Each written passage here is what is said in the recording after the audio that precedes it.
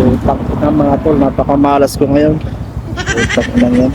Kita nyo to mga tol. Oh. Kita nyo yan.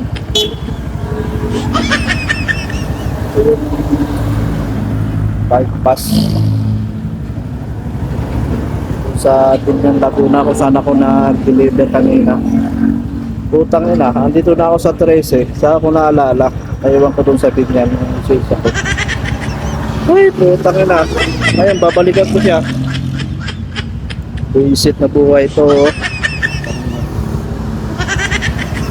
Ay, nakamalas, yawa. Yes.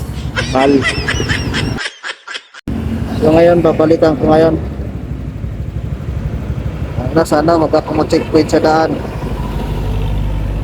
Ligado kong babalikan. Baka bukas di ako makabiyahe. Ha?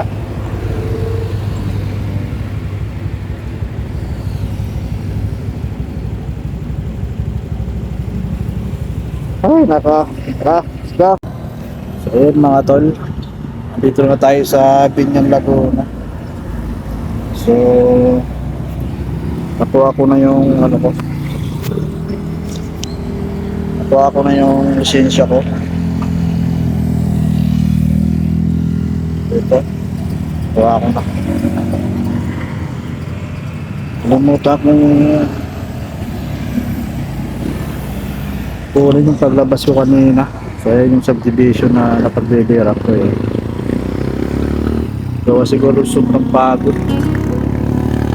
Pagpagod tapos gutom. Ay naku, napakamalas sa akin. Marami. Hindi kami kasi maghapon yung biyahe. Kaya sobrang pagod siguro, nawala sa isip na